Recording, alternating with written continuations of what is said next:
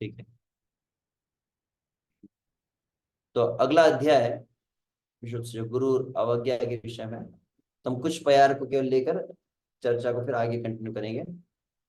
पंचतत्व जय जय श्री राधा माधव, जय नव द्वीप व्रज यमुना वैष्णव। तो पंचतत्व की जय हो, राधा माधव की जय हो। और फिर भगवान के धाम जो नवद्वीप धाम है, ब्रजमंडल है, यमुना और समस्त वैष्णव की जय जयकार होकर है। हरिदास बोले प्रभु करी निवेदन, तृतीय अपराध नाम ये रूप घटन। तो अब हरिदास ठाकुर चैतन्य महाप्रभु से प्रार्थना करते हुए बतला रहे, अब मैं आपकी आज्ञा से इस तृतीय नाम अपराध के विषय में चर्चा करता हूँ। विस्तार बोली वो आमी तुम्हार आज्ञाय, यही सब अपराध गुरु अवज्ञाय। तो मैं आपकी आज्ञा से इस अपराध का थोड़ा विस्तार से वर्णन करूंगा, जिसे गुरु अवज्ञा कहा गया है। अब इसमें सर्वप्रथम आप देखेंगे पहला भाग जो है इस गुरु अवज्ञा में, गुरु का आश्रय लेने का क्या महत्व है, इसको पहले हरिदास ठाकुर कहते हैं। बहुयोनि भ्रमी मानव शरीर, दुर्लभ शुभद अति। क्षमा चाहता हूँ ये थोड़ा अलग प्रकार से। बहुयोनि भ्रमी मानव शरीर, दुर्लभ शुभद अति। तथापि अनित्य पाइले कये, यावत जीवने स्थिति। वहां पर इस बात को कहते हैं कि जो मनुष्य शरीर बहु योनि भ्रमी, बहुत योनि ब्रह्मांड भ्रमित, अंततः मानव शरीर से दुर्लभ शुभद अति, जो अत्यंत दुर्लभ है परंतु बहुत ही शुभ है, अत्यंत भाग्यशाली यह मानव शरीर है। तथापि अनित्य पाई लेकर यही यावन यावत जीवन स्थिति। परंतु कैसा है, अनित्य मतलब अस्थाई है, क्षणभंगुर यह शरीर है। इस तरह से वहां पर वे कहे, परम मंगल लभी भारत रे, यदि नायतन करे, पुनराय भवे अनित्य शरीर, लभिया आबार मरे। तो परम मंगल, ये परम मंगल क्या है, यह मनुष्य शरीर जो है इस जन्म मृत्यु के आवागमन के चक्र से मुक्त करने के लिए है। तो लभी बार तरे, जो उद्धार के लिए ये परम मंगल में शरीर प्राप्त हुआ है, परंतु यदि ना यतन करे, परंतु कोई प्रयास नहीं किया इससे मुक्त होने के लिए, तो क्या होगा परिणाम, पुनराय भवे अनित्य शरीर, लभिया आबार मरे। तो पुनः वह इस भव सागर के जन्म मृत्यु चक्र में अटक जाता है और पुनः वह अनित्य शरीर को प्राप्त करके पुनः पुनः वो मृत्यु को भी प्राप्त करता है। इसलिए सुबोध से हय दुर्लभ देह, लभिया भव संसारे, गुरु कर्णधार समाश्रय करी, कृष्ण आनुकूल्य धरे। तो सुबोध से हय,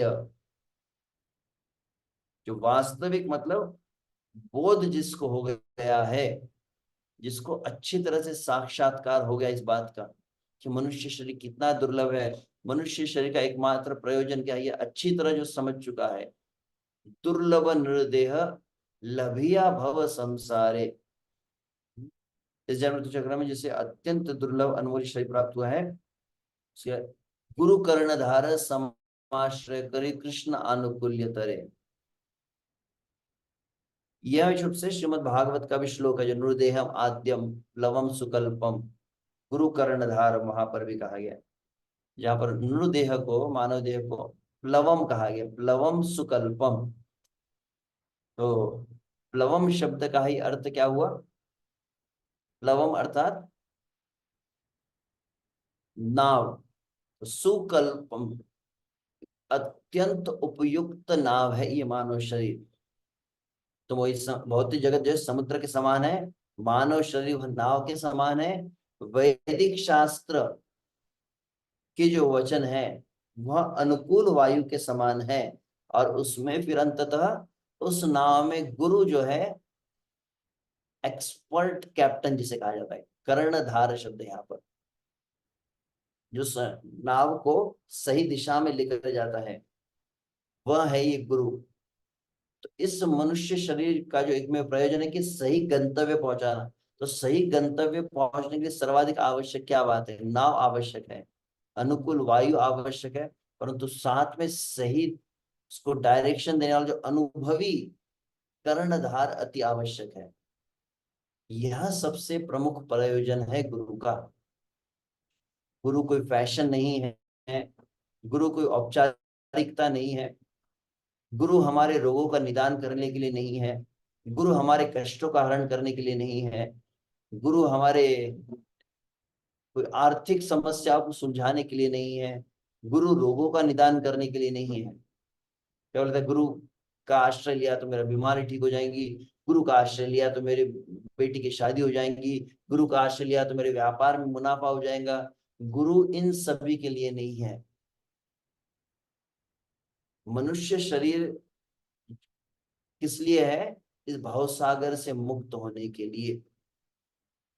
इसीलिए जैसे भागवत के एकादश स्कंद में भी नव योगेंद्र का उपदेश है, वहां पर भी हम देखते हैं प्रश्न उठा था कि माया क्या है भगवान की, और फिर उसके अंदर प्रश्न पूछा गया कि माया से मुक्त कैसे होना है। तो वहां पर माया क्या है, तो यह भौतिक जगत, यह जो है इसके विषय में बतलाया गया है। और कैसे इस भौतिक जगत से मुक्त हो सकते हैं, तो वहां पर बतलाया जाता है कि जब इसका पर्याप्त रूप से अनुभव हो जाता है इस बात का कि भौतिक जगत वास्तविक हमारा नित्य स्थान नहीं है। भौतिक जगत जो अशाश्वत है, भौतिक जगत जो दुखालय है, कष्टमय है, और इस कष्टमय, इस दुखालय, अशाश्वत, नश्वर, अनित्य जगत से अब मुझे मुक्त होना है, यह दृढ़ संकल्प जब हो जाता है। जिस तरह से अन्यत्र वो शब्द आता है ना, पारम परम जिगमिशोर भव सागरस्य, वहां पर कहा गया जो दृढ़ संकल्प ले लिया है। क्या संकल्प है? कि यह देह में इसी जन्म में मैं अंततः इस भौतिक जगत के समुद्र से मैं पार करना है।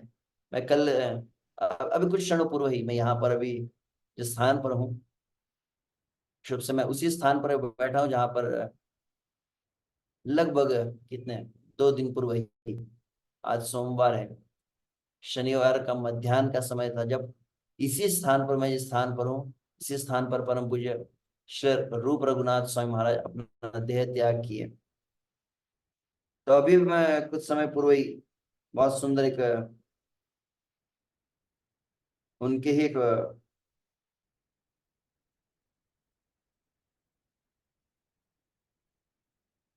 वक्तव्य को देख रहा था। Just minute. मतलब उन्होंने अंतिम प्रवचन दिया, और अंतिम प्रवचन देते समय कुछ बात कही, किसी वक्त ने उसको नोट किया, और वो उस बात को शेयर कर रहे थे। Just minute.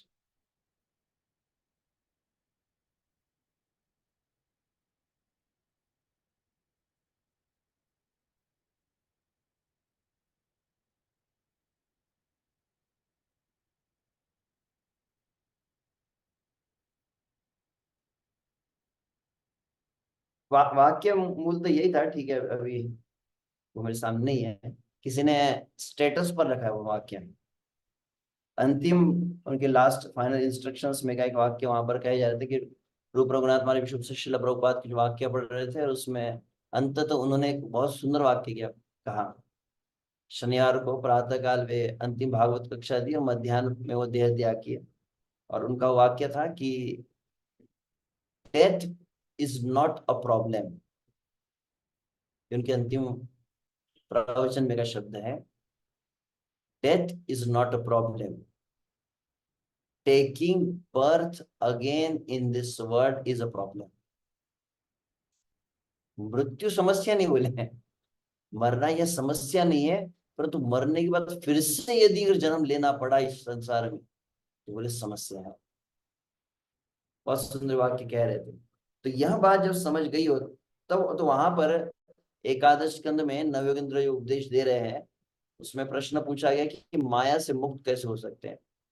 तो वहां पर सबसे पहली बात बताई गई कि जब अच्छी तरह से व्यक्ति माया को समझ जाता है कि माया कितनी कष्टप्रद है, इस वास्तविक माया है कि ये भौतिक जगत जो है किस तरह से माया है, और ये जगत हमारा नहीं, ये कष्टप्रद है, दुखालय है, अच्छी तरह समझ गए। और when he gets sufficiently frustrated, पर्याप्त रूप से जो पूरे थक गया इस चीज से, और जब वह इस संसार से मुक्त होने के लिए दृढ़ संकल्पित हो जाता है कि यह जीवन अब अंतिम जीवन है, अब मुझे पुनः इस जगत में जन्म नहीं लेना है, यह संकल्प जब हुआ, तब वास्तविक गुरु की आवश्यकता है। उसके पहले नहीं। संसार के कष्टों को हरण करने के लिए, कुछ समृद्धि प्रदान करने के लिए, और धर्म अर्थ अर्थ काम आदि की प्रदान करने के लिए गुरु नहीं है। यहाँ पर स्पष्ट रूप से शब्द जो है, गुरु कर्णधार समाश्रय करी कृष्ण आनुकूल्य तरे, यहाँ जो बतलाया गया।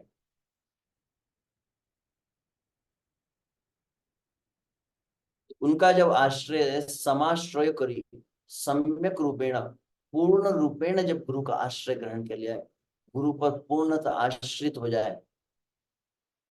तब वहां क्या होता है,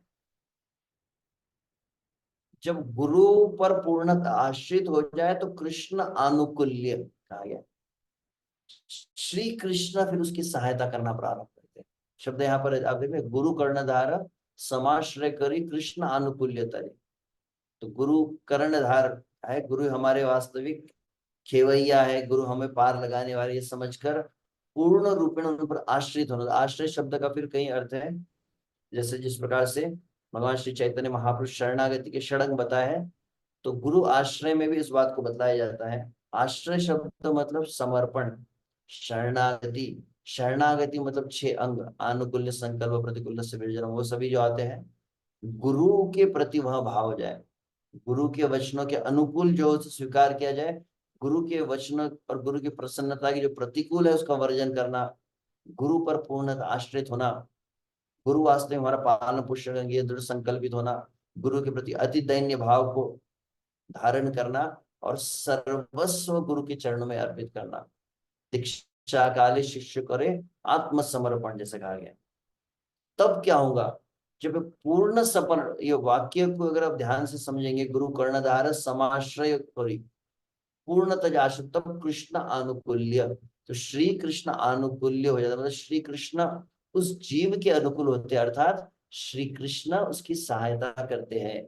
और जब श्री कृष्ण सहायता करते हो, तरे तरे मतलब उसका उद्धार होता है।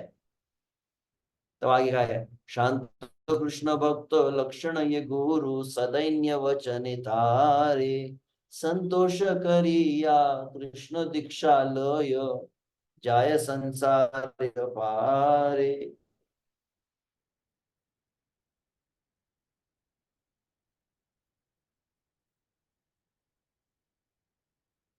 शांत कृष्ण भक्त लक्षण ये गुरु, तो गुरु का प्रथम लक्षण जो कहा कि कृष्ण का भक्त हो, और शांत, शांत मतलब जो शुद्ध नहीं होता है प्रतिकूलता से, शांत का एक अर्थ होता है कि देह मतलब आदि दैविक आदि भौतिक जो कष्ट आते हैं, विपत्तियों से जो शुद्ध न हो, तो शांत कृष्ण भक्त लक्षण ये गुरु, ऐसा जो लक्षणों से युक्त है।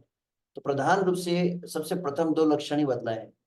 जो शांत है, जिससे भगवान श्री कृष्ण भी गीता के प्रारंभ में क्या कहे, मात्रा स्पर्शास्तु कौन्तेय शीतोष्ण सुख दुखदा आगमा अपायन नित्यास्तांतरिक सुधा भारत। तो वहां पर भी कहा गया कि जो तितिक्षु है, जो शीत उष्ण में सुख में दुख में सम रहता है, शुद्ध नहीं होता है, ऐसा जो भक्त है, लक्षण की गुरु सदैन्य वचने तारे, संतोष करिया। तो इसके सम्मुख जब जाते तो पहला शब्द क्या है, तो आप पूर्व में क्या आपने सुना था, समाश्रय और कृष्ण आनुकूल्य, कि पूर्ण तो उसका आश्रय लिया जाए, तो फिर कृष्ण आपकी सहायता करेंगे। अब क्या कह रहे हैं, एक एक शब्दों पर रुक कर आप विचार करें। शांत कृष्ण भक्त लक्षण युग, समझ में आ गया? ये गुरु की लक्षण, वो शांत कृष्ण भक्त है। सदैन्य, उनके प्रति अत्यंत दैन्यता, अत्यंत विनयशीलता, अत्यंत विनम्रता। सरल शब्दों में कहते, प्रभुपाद क्या कहते हैं, शिला प्रभुपाद के शब्दों में प्रभुपाद कहते, जैसे ही शिष्य गुरु के सम्मुख जाए तो कैसा होना चाहिए? बोले शिष्य ने अपने आप को सबसे बड़ा मूर्ख समझना चाहिए। Disciple should think himself a fool number one in front of the guru। मतलब गुरु के सामने विज्ञ नहीं, अज्ञ बनकर।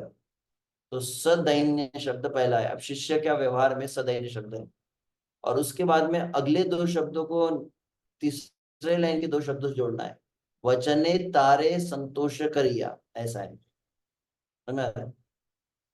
तो सदैन्य भाव से युक्त होकर जो शांत कृष्ण भक्त लक्षण से युक्त गुरु है, उसके पास जाकर क्या करना है? उनके वचनों के अनुसार उनको संतुष्ट करना है। ये बात है वहां पर।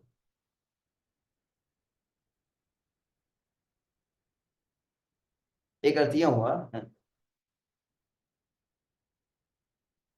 और उनको भी संतोष करके कृष्ण दीक्षा लिया। तो संतोष करिया मतलब यूट्यूब से आप देखेंगे, भगवान श्री कृष्ण गीता में क्या गया, तद्विधि प्रणिपाते न। प्रणिपाते न शब्द कहाँ पर आ गया? सदैन्य में।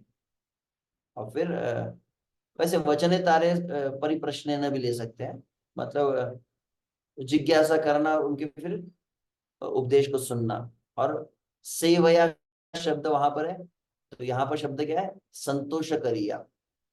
लगभग देख सकते, मैच करके आप, 4:34 और इसको सदैन्य वचने तारे और संतोष करिया, कृष्ण दीक्षा लय जाय संसार भावे। और इस प्रकार से उनसे दीक्षा प्राप्त करके वहां भव सागर से पार हो सकता है। सहज सहज जीवेर आचे कृष्ण मोती, वृथा तर्के ताहा जाय, वितर्क छाड़िया सुमति आश्रय, गुरु है ते मंत्र पाय। वहां पर कहा जा रहा है सहज जीवेर,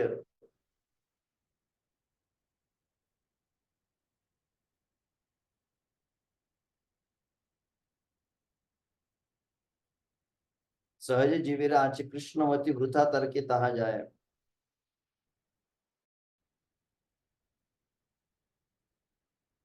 तो भगवान श्री कृष्ण प्रति सहज भाव रखकर वो वृथा तर्क का परित्याग करके, वितर्क को, तर्क और वितर्क को छोड़कर बहुत ही सुमति आश्रय गुरु हैत्य मंत्र पाए। यदि वह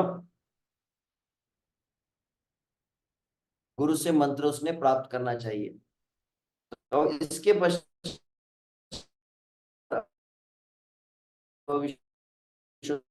से यहाँ पर करेंगे, नौवा पैरा जहाँ पर आएगा तो उसमें विषुब से। फिर यहाँ पर भी दो अलग विभाग किए गए, जैसे आप देख रहे हैं लगभग द्वितीय नाम अपराध में आपने देखा, प्रथम नाम अपराध में देखा, तो द्वितीय नाम अपराध में भी हरिदास ठाकुर की जो शैली है, उसमें हरिदास ठाकुर सदैव दो श्रेणी के भक्त रख रहे हैं। दो प्रकार के भक्त, कौन से? एक गृही शब्द प्रयोग करते हैं, गृही त्यागी, गृहस्थ, वैरागी। तो वैरागी में फिर ब्रह्मचारी, वानप्रस्थ, सन्यासी तीन आ जाते हैं। तो आप देखेंगे जो वैष्णव अपराध की जगह वहां पर भी उन्होंने दो श्रेणी ली थी, या देवताओं के संबंधित अपराध हुए वहां पर भी दो श्रेणी ली। अब यहाँ पर भी गुरु का आश्रय लेते समय वो श्रेणी लेंगे, इसकी चर्चा करेंगे। तो हम यहाँ पर देखेंगे जो गृहस्थ जो होते हैं और वैरागी होते हैं, उनको कौन कौन सी बातों का ध्यान रखना चाहिए गुरु का आश्रय लेते समय, उस बात को कहा गया है। और गुरु, जब गुरु का आश्रय लिया जाए तो उसके बाद उसके उनका तो व्यवहार कैसा हो, उस बात को वहां पर वर्णन किया गया है। और कैसे फिर ये अपराध होता है, और अपराध से कैसे इसका खंडन होता है, अपराध से कैसे बचना चाहिए, इन बातों को विस्तार से यहाँ पर चर्चा की जाएंगी। हरे कृष्णा कृष्णा कृष्णा हरे हरे, हरे राम राम राम। इस समय हो चुका है।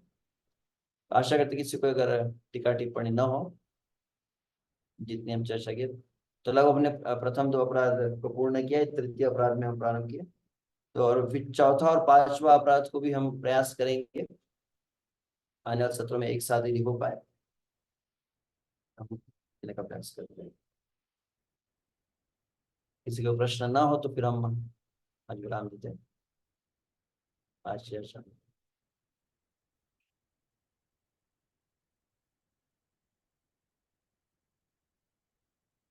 नहीं है कोई। ठीक है।